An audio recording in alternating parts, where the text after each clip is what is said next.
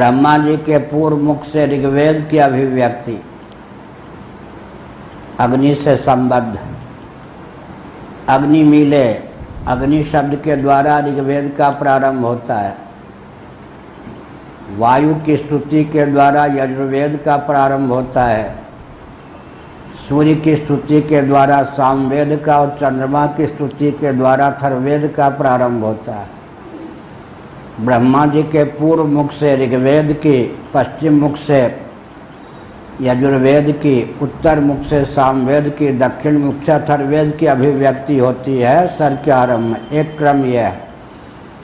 कल्प भेद से दूसरा क्रम यूँ है जिसको शंकराचार्य जी ने लिया। ब्रह्मा जी के पूर्व मुख से ऋग्वेद की, दक्षिण मुख से यजुर्वेद की, पश्चिम मुख से सामवेद की, उत्तर मुख से अथर्ववेद की अभिव्यक्ति होती है। वेद तो पहले से ही थे। जैसे हम कहते हैं अष्टाध्यायी व्याकरण पहले से थे या नहीं। सूत्रों में वृद्धि ह्रास न करके सिद्धांत कौमुदी, मध्य कौमुदी, लघु कौमुदी की संरचना हुई ना। क्या वो सुगमता की दृष्टि से वेदव्यास जी जो द्वापर और कली की संधि में होते हैं, कभी कोई व्यास होते, कभी कोई व्यास होते, कभी पराशर जी भी व्यास। व्यासों के नाम बहुत हैं। इस समय की दृष्टि से कृष्ण द्वैपायन वेदव्यास। वो जब देखते हैं कि धीरे धीरे प्रज्ञा शक्ति, प्राण शक्ति का ह्रास हो रहा है, एक व्यक्ति सम्मिलित वेद में कितना ऋक् का अंश है, कितना यजुः का अंश है, कितना साम का अंश है, कितना अथर्व का अंश है, यह विभाग नहीं कर सकता। कितना होता से संबद्ध कर्म है, ये सब का विभाग नहीं कर सकता। तब वो वेदों का विभाग करते, मंत्रों की संरचना नहीं करते, वेदों का विभाग करते हैं।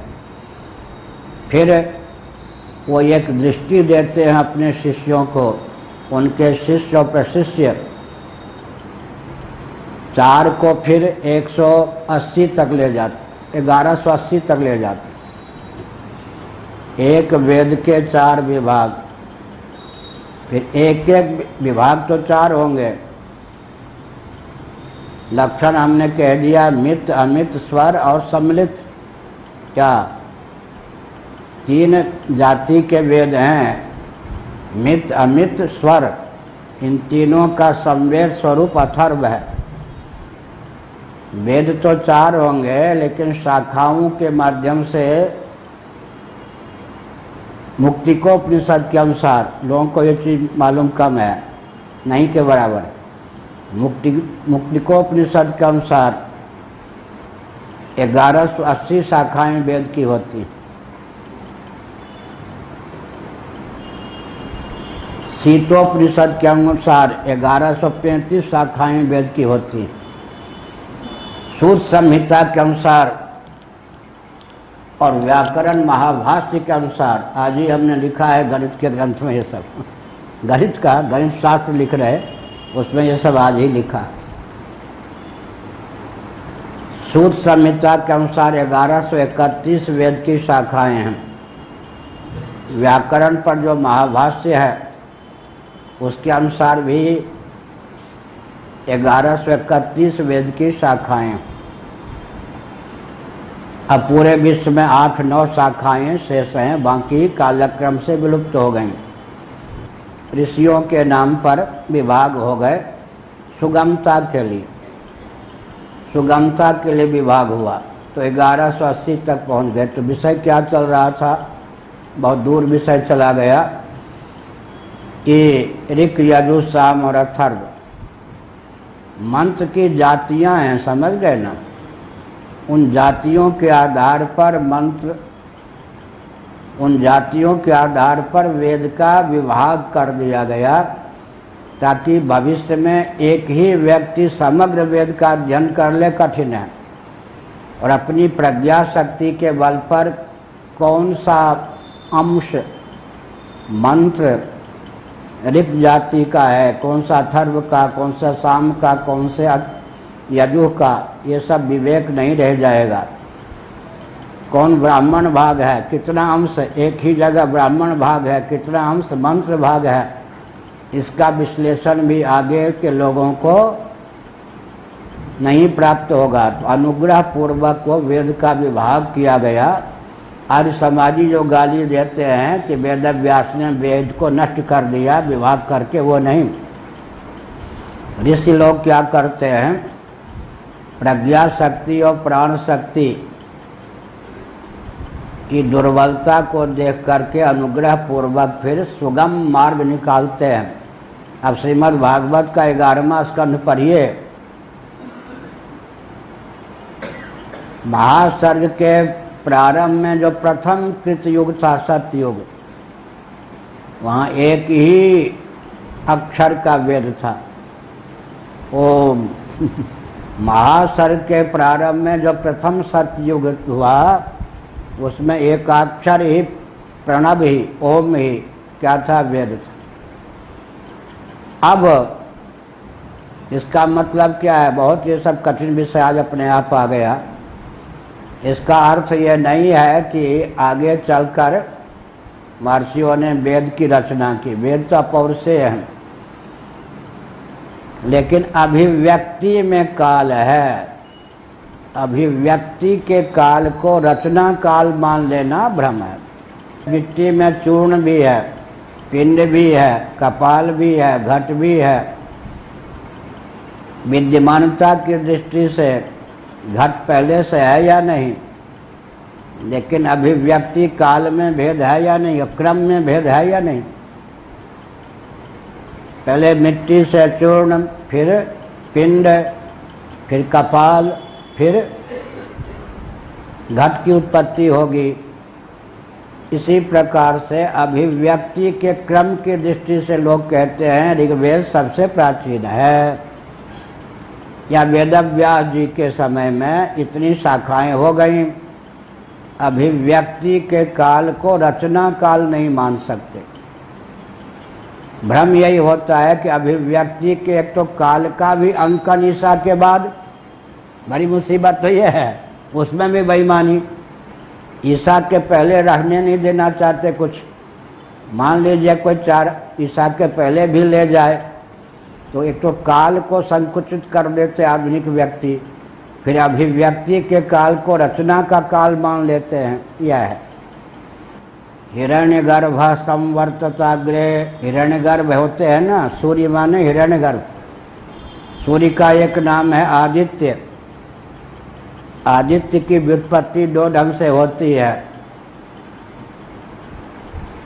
हिरण्यगर्भ संवर्तताग्रे, अग्रे को लेकर आदिम पुरुष, आदि पुरुष आदित्य। एक होता आदित्य नंदन का नाम आदित्य। मत्स्य पुराण में ब्रह्मा जी को आदित्य क्यों कहा गया? आदिम, आदि पुरुष होने के कारण। हिरण्यगर्भ समवर्तताग्रे। तो जैसे कोई पुस्तक यहाँ लुप्त हो जाए तो कोई बृहद ग्रंथागार में उसकी प्राप्ति हो जाए। इसीलिए एक मर्यादा है, बहुत गंभीर विषय है। मर्त्य लोक में कालक्रम से वेद की जो शाखा या जो वेद का अंश लुप्त होता जाता है, लुप्त होकर चला कहाँ जाता है? आदित्य मंडल में स्थित रहता है। तो वेद की जो शाखा लुप्त होती जाती है, जो भाग यहाँ लुप्त हो जाता है, यहाँ आदर्शन को प्राप्त होता है, लेकिन वह मूल में आदित्य मंडल में जाकर सन्निहित रहता है। इसलिए आदित्य मंडल जो है उसमें मानो इतना बड़ा ग्रंथागार है, मानो आदित्य जो है समग्र वेद के केंद्र हैं। उनके अनुग्रह से लुप्त शाखा की भी प्राप्ति हो सकती है। वो जो अभिव्यक्ति काल है उसी को लोग रचना काल मान लेते हैं। ऋषि मंत्र द्रष्टा होते हैं, मंत्रार्थविद होते हैं, मंत्र के रचयिता नहीं होते। इसलिए दृष्टा तो तब व्यक्ति बनता है जब दृश्य का दर्शन करे, तो दृश्य की विद्यमानता होगी तब तो दृष्टा कोई उसका दर्शन करेगा। इस दृष्टि से वेदों को अपौरुषेय माना जाता है। अपौरुषेय का अर्थ भी दो होता है, अपौरुषेय का अर्थ भी। नैयायिक वैशेषिक अगर कहेंगे तो कहेंगे जीव कर्तृक वेद नहीं है, इस दृष्टि से अपौरुषेय है। लेकिन सर्वज्ञ भगवान है, सर्वज्ञ कर्तृक होने के कारण वेद पौरुषेय है। जीव संज्ञक पुरुष के द्वारा वेदों की रचना मानी जाएगी तो जीव में कितने दोष हो सकते हैं? करुणा पाटवादी, करुणा भ्रम प्रमाद करुणा पाटव विप्रलिप्सा। भ्रम, हम लोगों को भ्रम होता ही है। प्रमाद, करुणा पाटव, करणगत पंगुता। करुणा नहीं, करुणा पाटव, करण, करुणा पाटव, इंद्रियों की अदक्षता। विप्रलिप्सा का अर्थ होता छल। भ्रम प्रमाद करुणा पाटव विप्रलिप्सा आदि जीवनिष्ठ दोष जीव कर्तृक किसी भी ग्रंथ में आ सकते हैं। एतावता वेद जीव कर्तृक अमान्य हैं क्योंकि सर्वथा निर्दोष हैं। तब हुआ कि ईश्वर तो भ्रम प्रमाद करुणा पाटव विप्रलिप्सादि दोषों से भी रहित हैं, सर्वज्ञ हैं, सर्वशक्तिमान हैं। तो उन सर्वेश्वर के द्वारा वेदों की संरचना की गई, ऐसा स्वीकार करें तो क्या आपत्ति है? वैशेषिकादि ने स्वीकार भी किया। तो हमारे पूज्य गुरुदेव कहते थे एक दोष की वहाँ भी संभावना है, विप्रलिप्सा। ईश्वर में भ्रम नहीं, प्रमाद नहीं, करुणा पाटव नहीं, लेकिन देवताओं का काम बनाने के लिए विश्व के हित की भावना से कभी कभी छल का उपयोग करते हैं। छल कर टारे तासुव्रत प्रभु सुर कारज कीन, मोहिनी अवतार में भी और जालंधर का रूप धारण करके भी। कहीं कहीं देवताओं का, अच्छा बौद्धावतार में तो छलावतार ही है, क्या छलयसी कहा या नहीं गीत गोविंद आदि में, दशावतार स्तुति में छलयसी। तो परमात्मा में सगुण साकार भूमिका पर अवतार में एक दोष की संभावना हो सकती है, वो है छल, विप्रलिप्सा। तो भगवान कर्तृक वेद नहीं, भगवत कर्तृक वेद नहीं।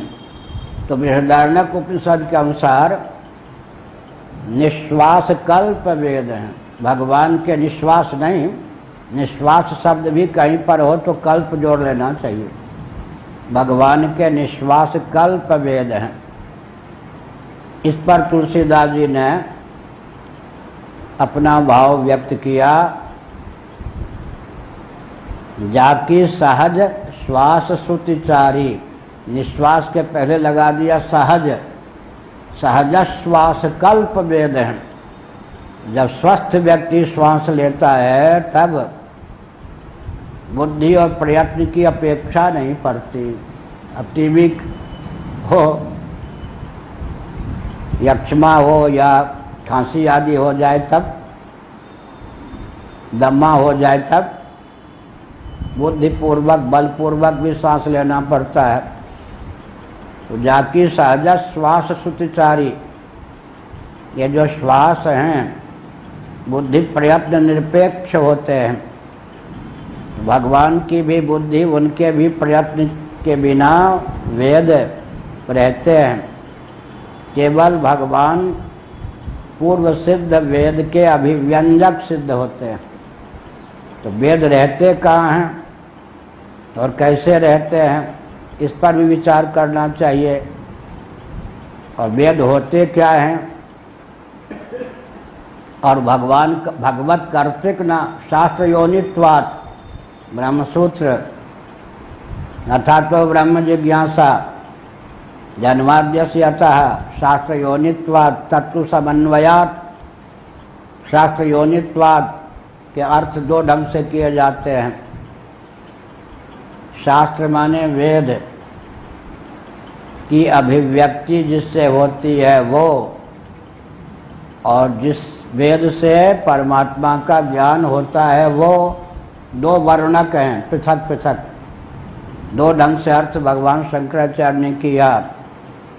शास्त्र जिसकी योनि है, शास्त्र की जो योनि है, योनि माने अभिव्यक्ति का स्थल, वेदिक समधिगम्य परमात्मा है, इसीलिए शास्त्र योनि है। और वेद के अभिव्यंजक संस्थान भी परमात्मा हैं, इसीलिए शास्त्र योनि। दो ढंग से हुआ। तब कैसे चलेगा, वेदों की अपौरुषेयता कैसे सिद्ध करेंगे। अब हम आते हैं व्याकरण पर। आज वैदिक कांड चल पड़ा, ये वैदिक है इसलिए। वाक्य पदीयम 1:123 न स्वस्ति प्रत्यय लोके यह शब्दानुगमाधृते।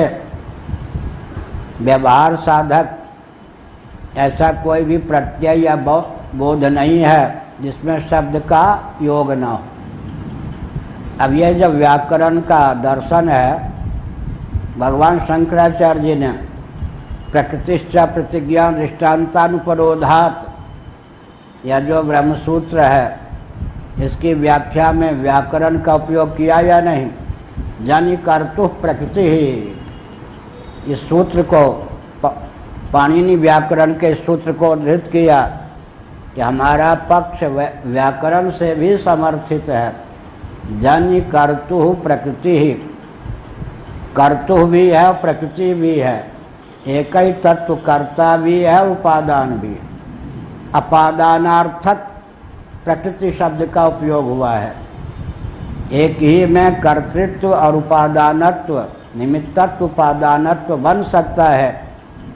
इसको भगवान शंकराचार्य ने व्याकरण से सिद्ध किया। पाणिनीय व्याकरण का कौन सा सूत्र उन्होंने समुद्रित किया, जन कर्तु प्रकृति ही।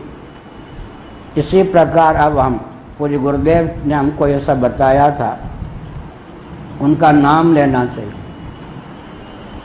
अगर विनियोग ना हो तो मंत्र सफल होते हैं। विनियोग में क्या है, छंद का नाम लीजिए, ऋषि का नाम ले लीजिए, ये सब होता है। ऋषि का नाम लेने पर कृतज्ञता का ख्यापन हुआ, कृतज्ञता का ज्ञापन हुआ तो प्रयोग सफल होगा। जिससे जो विद्या मिली हो और डींग मारें कि मेरी सूझबूझ है, माइंड की स्वतंत्र उपज है, तो विद्या शापित हो जाएगी, विद्या शापित हो जाएगी, कुंठित हो जाएगी।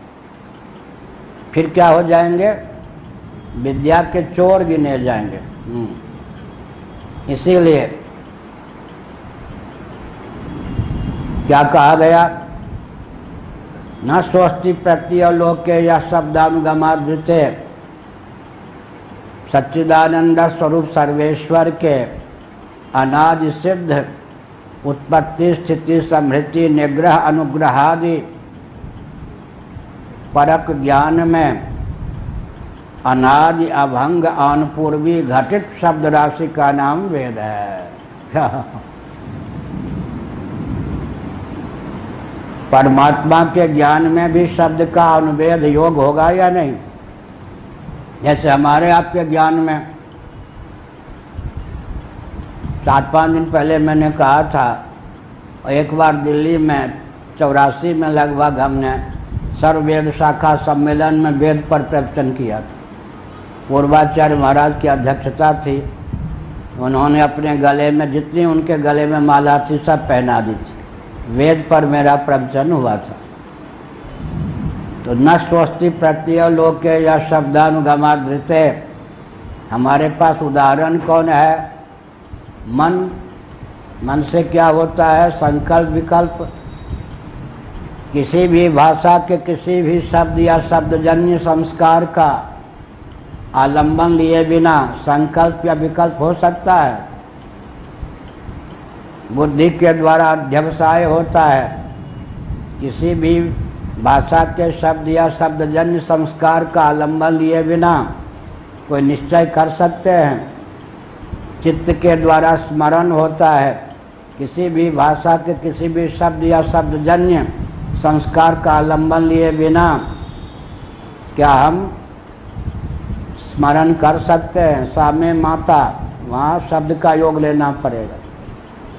मैं ऐसा, मैं वैसा, किसी भी भाषा के शब्द या शब्दजन्य संस्कार का आलंबन लिए बिना गर्व नहीं कर सकते। तो जैसे संकल्प, विकल्प, अध्यवसाय, स्मृति और गर्भ में शब्द समाहित है, युक्त है, ऐसे ही परमात्मा के अनादि सृष्टि विषयक अनादि ज्ञान में अभंग आनुपूर्वी घटित शब्द राशि का वेद नाम वेद है। ये किसकी परिभाषा की हुई है? हमारे पूज्य गुरुदेव। व्याकरण के आधार पर उन्होंने वेद को अपौर से सिद्ध करने के लिए यह वाक्य बनाया, हमको याद कराया। बहुत स्नेह देते थे। सच्चिदानंद स्वरूप सर्वेश्वर के सृष्टियादि विषयक अनादि ज्ञान में अभंग आनुपूर्वी घटित शब्द राशि का नाम वेद है। हो गया, अब अपौरुषेयता सिद्ध हो गई। वेद के अभिव्यंजक भगवान हुए, वेद के रचयिता भगवान नहीं। आनुपूर्वी भी अनादि है। सच्चिदानंद स्वरूप सर्वेश्वर के सृष्टियादि विषयक बोध में अभंग आनुपूर्वी घटित शब्द राशि का नाम वेद है। अब समय हो गया तो विषय को समेटें। विषय को समेटने का अर्थ क्या हुआ? मन जो है तीनों काल में गतिशील है, और मन कहीं ऊपर की ओर ऊर्ध्वमुख हो जाए, अंतःकरण कहीं ऊर्ध्वमुख परमात्मा की ओर हो जाए, चेतोमुख हो जाए, भगवत तत्व की ओर उन्मुख हो जाए, तब कालातीत पदार्थ में भी अतद व्यापृत्ति के द्वारा मन की गति हो जाती है।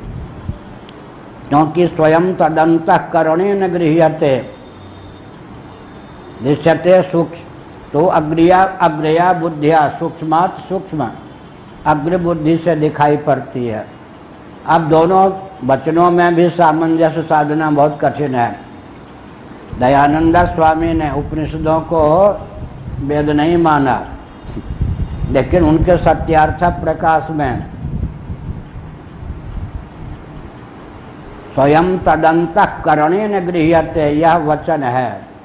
अब उनसे पूछा जाए कहाँ से लिया? उपनिषद का वचन। अच्छा, एक बहुत बढ़िया, दिवाकर जी को प्रसन्नता होगी। जिसको ऋक यजु साम अथर्व वेद मानते हैं दयानंद जी, उसमें कहीं जी यज्ञोपवीत का मंत्र है। जिस मंत्र से यज्ञोपवीत सनातनी करवाते हैं, सायुखम यमदग्ने, या किससे? तो भस्म का है वो यज्ञोपवीत का। यज्ञोपवीतम परमम पवित्रम, यज्ञोपवीतम परमम पवित्रम प्रजापति वाला जो मंत्र है, न ऋक में है, न यजु में है, न साम में है, न अथर्व में है। लेकिन यज्ञोपवीत का मंत्र आर्य समाजियों के यहाँ भी वही है जो हमारे यहाँ। तो नारद परिव्राजकोपनिषद, संन्यास का उपनिषद, 2 जगह अष्टोत्तर शत उपनिषद में यज्ञोपवीत का मंत्र है। तो अगर आप उपनिषदों को वेद नहीं मानेंगे तो यज्ञोपवीत का मंत्र भी आपके द्वारा माने हुए 4 वेद में नहीं मिलेंगे। अब यज्ञोपवीत कराना छोड़ दो। और हमारी उपनिषद में हमने चिन्ह लगा के रखा है, 108 उपनिषदों में 2 बार यज्ञोपवीत का मंत्र है। उसी मंत्र को दयानंद स्वामी भी मानते हैं, आर्य समाजी भी मानते हैं। उनके माने हुए वेद में तो यज्ञोपवीत के मंत्र भी सिद्ध नहीं होते। तो हमने क्या कहा? यतो वाचो निवर्तन्ते अप्राप्य मनसा सभा। मन समेत जहाँ जाय न वाणी तरक न सकैं सकल अनुमानी स्वयं तदंत कर्ण गृह्यते दृश्यते त्वग्रया बुद्धिया। इन सब का अर्थ क्या है? आत्म तत्व फलव्याप्य नहीं होता, वृत्ति व्याप्य होता है। जैसा सारांश हो गया। तो क्या हुआ? मन आत्म तत्व जीव का क्या है? दिव्य चक्षु है, क्योंकि मन की गति त्रिकाल में है और त्रिकालातीत पदार्थ में भी है। ये तावता क्या सिद्ध हुआ? मनोगत वेद रह सकता है। वेद भी कालगर्भित कालातीत दोनों में अपनी गति रखते हैं। अतः वेदों के निवास के लिए उपयुक्त स्थल कौन हो सकता है? मन। मन में वेद रहता है, मन में ही मंत्र रहेगा। वाणी के द्वारा मंत्र का बार बार आलोड़न करने पर, निधिध्यासन करने पर वाग्गत जो मंत्र वो मन में जाके सन्निहित हो जाता है। जब मंत्र या कोई विद्या जब मन में सन्निहित हो जाती है, तब उस विद्या का जो विषय होता है या मंत्र का जो विषय होता है, उसका अभिव्यंजन करने के लिए जो कुछ प्रक्रिया अपेक्षित है वो मंत्र करता जाता है। इसलिए एक ही विद्या के स्तर भेद से कई भेद होते हैं अर्थ में। प्रारंभिक भेद विद्याधर पद की प्राप्ति। विद्याधर हमारे यहाँ कौन है? अंतःकरण। अंतःकरण से तादात्म्यपन्न देव का नाम होता है विद्याधर। उस विद्याधर पद में भी जैसे मन बुद्धि चित्त अहंकार का अधिपति कौन है? अंतःकरण। ठीक इसी प्रकार से विद्याधरों का आधिपत्य किसको प्राप्त हो गया? चित्रकेतु को। लेकिन आगे चलकर मंत्र का जप उन्होंने छोड़ा नहीं, उपासना उन्होंने छोड़ी नहीं, तो मूल अर्थ जो शेष, उस शेष भगवान के धाम तक पहुँचने की अप्रत्याहत गति, वहाँ पहुँच करके भी शेषनाग के दर्शन की क्षमता विद्याधर के जीवन में आ गई। ये हाँ, और जो विद्याधर बने थे चित्रकेतु, विद्याधरों के अधिपति विद्याधर उनमें आ गई। इसका मतलब मंत्र या विद्या में सन्निहित जो तथ्य हैं, सिद्धि के सोपान हैं, उस सोपानक क्रम से क्या होता है? मंत्र सिद्धियों को भी देता जाता है। सिद्धि का अर्थ उपलब्धि, सिद्धि का अर्थ उपलब्धि। परोवरीय क्रम से उत्तरोत्तर उत्कृष्ट गति की सिद्धि की प्राप्ति जापक को या विद्या संपन्न विद्वान को होती है। हर हर महादेव।